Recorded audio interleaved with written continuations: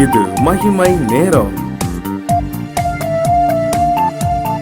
ஆண்டவர் உலக ரட்சகரமாக இருக்கிற இயேசு கிறிஸ்துவின் ஈடு இணையற்ற பரிசுத்த நாமத்தில் இந்த மகிமை நேர நிகழ்ச்சிக்கு வந்திருக்க உங்கள் யாவரையும் நான் அன்போடு கூட வாழ்த்தி வரவேற்கிறேன். நேற்றைய தினத்தில் யோவானுக்கு எழுதின முதலாம் புஸ்தகத்தை குறித்து நாம் தியானித்தோம். இந்த நாளில் ரெண்டாம் யோவானுக்கு எழுதின 2ஆம் புஸ்தகம். ஆசிரியர் அப்போஸ்தலனாய் இருக்கிற பரிசுத்த யோவான். எழுதப்பட்ட காலம் 90லேருந்து 95. அந்த பத்ம தீவிலே அவர் சிறைப்பட்டிருக்கிற காலத்தில் இந்த நிருபங்களை எல்லாம் அவர் எழுதுகிறார். அதிகாரம் ஒரே ஒரு அதிகாரம் தான் இருக்கிறது மற்றும் 13 வசனங்கள் இதில் இருக்கிறது. இதனுடைய கிரேக்க வார்த்தை நான் சொன்னேன், ஆல்ஃபா பீட்டா இந்த வரும் என்று சொல்லி, இது 2 வரதுனால 2 யோவான் அப்படின்னா பீட்டா என்று சொல்லி வரும்.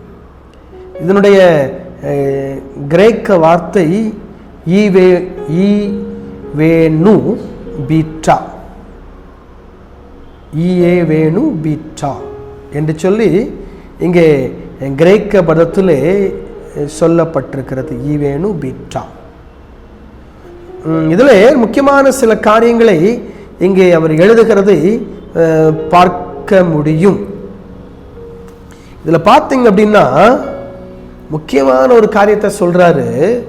இந்த நூலில் இருக்கிற ரொம்ப முக்கியமான ஒரு காரியம், கிறிஸ்தவ அன்பை கடைபிடிக்க வேண்டும்.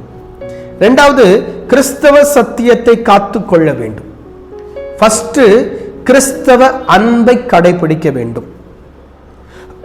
2வது, கிறிஸ்தவ சத்தியத்தை காத்து கொள்ள வேண்டும். கிறிஸ்தவ அன்புனா என்ன? முக்கியம் இல்ல கிறிஸ்தவ அன்பு. ஒருவர் நமக்கு தீமை செய்தால் நன்மை செய்யறதா கிறிஸ்தவ அன்பு. அதான் கிறிஸ்துவின் அன்பு, அதான் கிறிஸ்தவ அன்பு. கிறிஸ்துவின் அன்பு வேற, கிறிஸ்தவ அன்பு வேற இல்லை, 2 ஈக்குவல். கிறிஸ்துவின் அன்பு ஏதோ அதுதான் கிறிஸ்தவத்தினுடைய அன்பு. அப்ப கிறிஸ்தவ அன்பு அல்லது அது கிறிஸ்துவினுடைய அன்பு. அந்த கிறிஸ்தவ அன்பை கடைபிடிக்க வேண்டும். அந்த கிறிஸ்தவ அன்பை நாம் கடைபிடிக்கிறதன் மூலமாய், அந்த கிறிஸ்தவ அன்பை கடைபிடிக்கிறதன் மூலமாய் அல்லது கிறிஸ்தவ அன்பின் மூலமாய் வாழ்ந்து காட்டுகிறதன் மூலமாய் ஆண்டவருடைய அன்பை, அவருடைய இரக்கத்தை மற்றவர்கள் நாம் பிரதிபலிக்க முடியும். கிறிஸ்தவ அன்பு நான் ஏற்கனவே சொன்ன மாதிரி, நம்மை பகைக்கிறவர்களுக்கு கிறிஸ்துவின் அன்பை காட்ட வேண்டும். நம்மை சிநேகிக்கிறவர்களுக்கு சிநேகத்தை காட்டுவதை விட நம்மை வெறுக்கிறவர்களுக்கு கிறிஸ்துவின் அன்பை காட்ட வேண்டும்.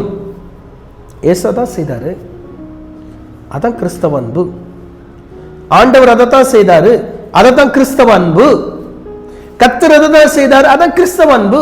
சிலுவையிலே தன்னை ஆணி அடித்தவர்களை பார்த்து சொன்னார், பிதாவே இவர்களுக்கு மன்னியும். இதான் கிறிஸ்தவ அன்பு.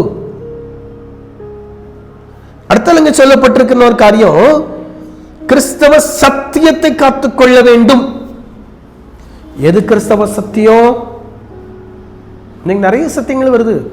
கிறிஸ்தவ சத்தியம் ஆண்டவர் சொன்னார்னு வருது இல்ல, வேதத்திலே சொல்லப்பட்ட வார்த்தைகளை, அவருடைய கட்டளைகளை, கற்பனைகளை கடைபிடிப்பதுதான் கிறிஸ்தவ சத்தியம். கிறிஸ்தவ சத்தியம் இதான் கிறிஸ்தவ சத்தியம். வேதத்திலே சொல்லப்பட்ட வார்த்தைகளுக்கு முரணாக, வேதத்திலே சொல்லப்பட்ட வார்த்தைகளுக்கு முரணாக எதெல்லாம் நடக்கும், அது கிறிஸ்தவ சத்தியத்திற்கு எதிரானது, கிறிஸ்தவ சத்தியத்திற்கு வெளியே உள்ளது. எப்படி சொல்றீங்க?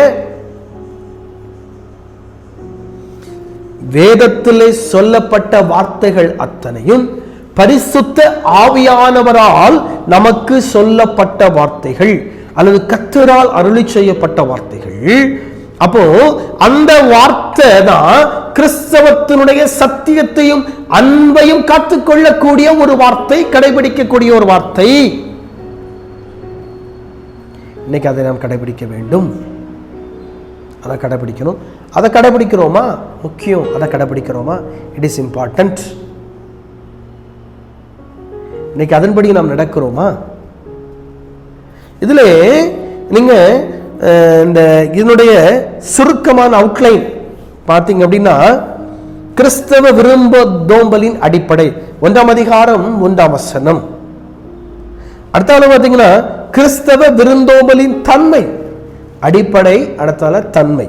4ஆம் அதிகாரம் இந்த 4 6 வசனங்கள், 1ஆம் வசனத்திலிருந்து 3 வரைக்கும் கிறிஸ்தவ விருந்தோம்பலின் அடிப்படை, 1 3 வரைக்கும் இந்த அதிகாரத்தினுடைய 1ஆம் வசனத்திலிருந்து 3ஆம் வசனம் வரைக்கும்.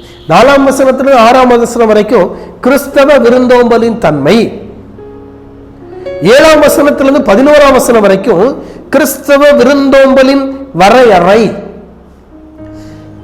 12ஆம் வசனத்திலிருந்து 13ஆம் வசனம் வரைக்கும் கிறிஸ்தவ விருந்தோம்பலின் ஆசீர்வாதம்.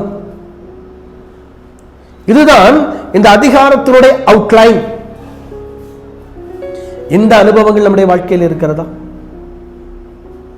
இந்த அனுபவங்கள் நம்முடைய வாழ்க்கையில் இருக்கிறதா? இந்த அதிகாரத்தில் சொல்லப்பட்ட அனுபவத்தோடு நாம் வாழ்ந்து கொண்டிருக்கிறோமா? அப்படி இல்லைன்னா இன்னைக்கு ஆண்டவருக்கு ஒப்பு கொடுப்போம். ஆண்டவரே, கிறிஸ்தவ விருந்தோம்பலின் அனுபவங்கள் என் வாழ்க்கையில வரட்டும். ஆண்டவரே, எனக்கு எதிராக இருக்கிறவர்கள் நேசித்து விருந்தோம்பல் செய்ய உதவி செய்ய கேட்போம். கர்த்தர் கிருபை செய்வார். அன்பின் ஆண்டவரே, உமக்கு ஸ்தோத்திரம். நீர் எங்களோடு கூட பேசினீர். கிறிஸ்தவ விருந்தோம்பலின் அனுபவம் என்னுடைய வாழ்க்கையில கடந்து வர கர்த்தர் எங்களுக்கு உதவி செய்ய முடியாது ஜெபிக்கிறோம். நம்முடைய வல்லமையான மாறாத உன்னதமான மகத்துவம் இருக்கிறோம். தொடர்ந்து பொறுப்படுத்திக் கொள்ளட்டும். பெரிய காரியம் இயேசு கிறிஸ்துவின் வல்லமையுள்ள நாமத்தில் ஜெபிக்கிறோம் பிதாவே, ஆமென்.